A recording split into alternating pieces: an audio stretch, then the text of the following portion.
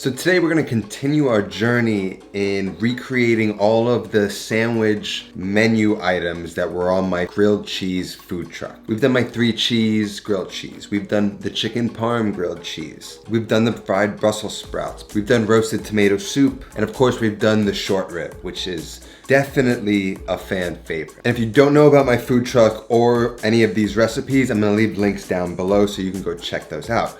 But this time of year in the fall is when we sort of would change our menu over to a fall version of the menu, which is the same menu, but we would add 2 additions. One of them was a spiced apple cider, which was basically just like drinking an apple pie. We'd also launch our Food Freaks chili, which we've covered on the show, and I'll leave links down below as well. But what I would do is take that chili and make this nacho grilled cheese. I'm gonna show you how to make it right now.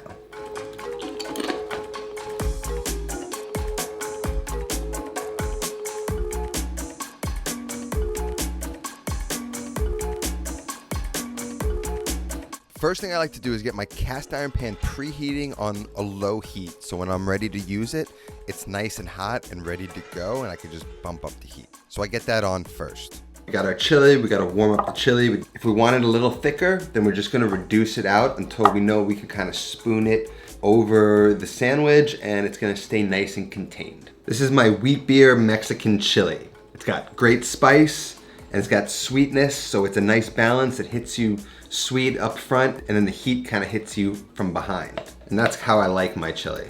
So we're just gonna get this on the stove and heat it up. Having the chili hot helps the cheese melt later on when we're making the sandwich, so it's important to get it nice and hot. Now we gotta talk about the cheese, and I wasn't gonna use these cheeses, but I actually did find 2 of the exact cheeses we used on the truck. And the main one we used in this sandwich was the fontanella. It's sort of like a brand of Fontina cheese, and it melts really well, and this was like our kind of standard cheese that we would blend with a red wax Gouda and a Gruyere, and that was our 3 cheese, and that's the video that's linked below. But today, the Gruyere can be a little bit on the expensive side. Since we only used Fontanella, I figured I'd use that and I'd try it with the Gouda and see what that combination is like with the nacho grilled cheese. But you can use Fontanella, you could just use Gouda, you could use Monterey Jack. You can kind of get crazy with whatever cheese you think is gonna go well with this. But today I'm gonna use the Fontanella and the Gouda sort of mix. So we're just gonna grate it up. And grate it as fine as you can. It'll just melt easier. And we're just gonna grate it up.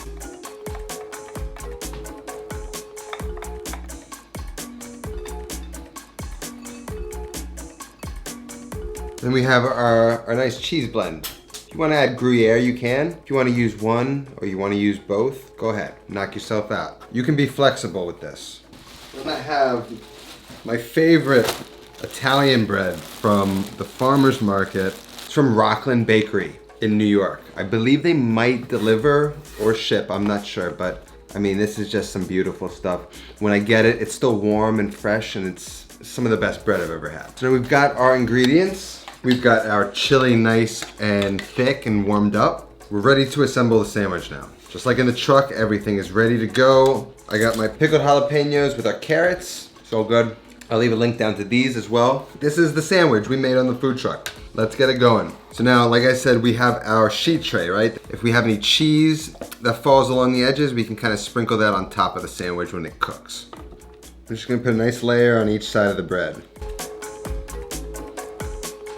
You don't want too much. Knowing that each side's gonna have a layer of cheese, you kind of just want a nice even coating, and you don't want to go too crazy on each side. Grilled cheeses are all about proportions. I'm not gonna put a lot of chili on, I'm not gonna put a lot of anything on. Everything's gonna be the right proportion. That's the distinguishing factor between a hot sandwich and a grilled cheese.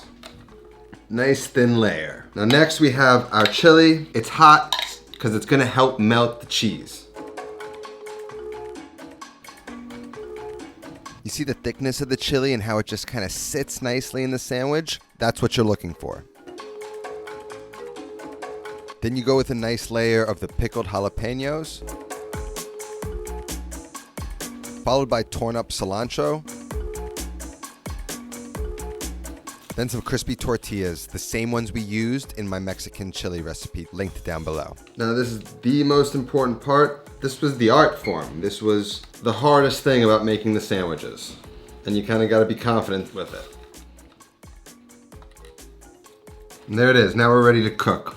Now we have our cast iron pan preheating. All I'm gonna bring over is a spatula, some mayo, and this little guy to spread the mayo across the top. We didn't use butter. 12 years ago, we were using mayo instead of butter to make the perfect crust. It was a little trick we used back in the day, but now that secret's out of the bag. Somebody leaked it to the public, and now everybody uses it. So people have been cooking steaks with mayo now. It's gotten to be a whole thing, so maybe we'll explore that world. But this is what we use. Trust me, you're not gonna taste mayo at all. Let's go cook it.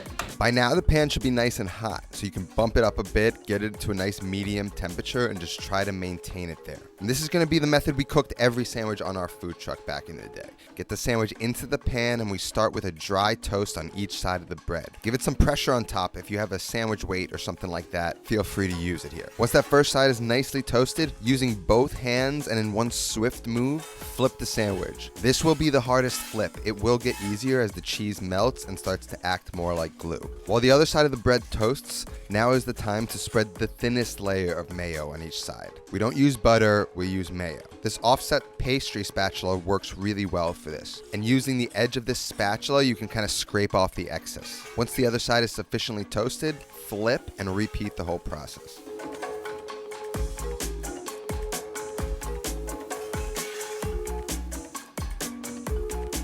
As you can see, I'm constantly adjusting the position of the sandwich so that the flat edge of the bread faces me, which I believe is an easier side to flip the sandwich rather than the curved edge. Once both sides are toasted, now the goal is to ensure the cheese is fully melted. You can clearly see around the edges, it still has a minute or two to go. You can lower the heat and just keep flipping until it's melted, making sure you don't burn any of the bread. Don't forget to use that excess cheese. You can just sprinkle it in there and get a little bit of cheese crust on one side of the bread.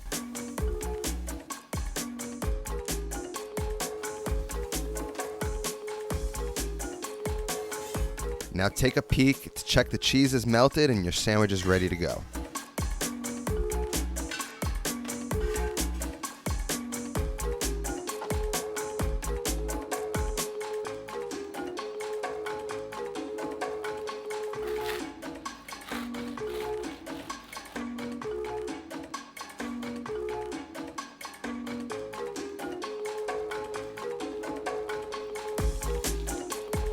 It's like taking a trip down memory lane. You see what I mean about proportions? A grilled cheese should not be a thick sandwich in any scenario. It is about proportions. The right amount of cheese to the right amount of whatever else you're putting in there.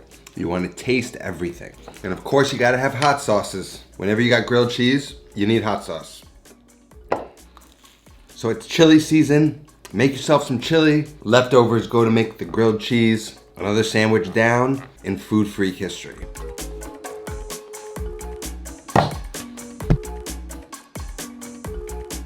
Man, the cheeses are actually perfect, and the tortilla strips, they stay crispy in the sandwich. It's a beautiful thing. Make sure to pick up your Hate Less, Cook More hoodies. The season is now, it's getting cold. Holidays are coming up. It makes a great gift. Thanks to all my patrons scrolling up on the screen, supporting the show. If you'd like to be a patron and help this show out, get your name scrolling up on the screen right now. There'll be a link down in the description.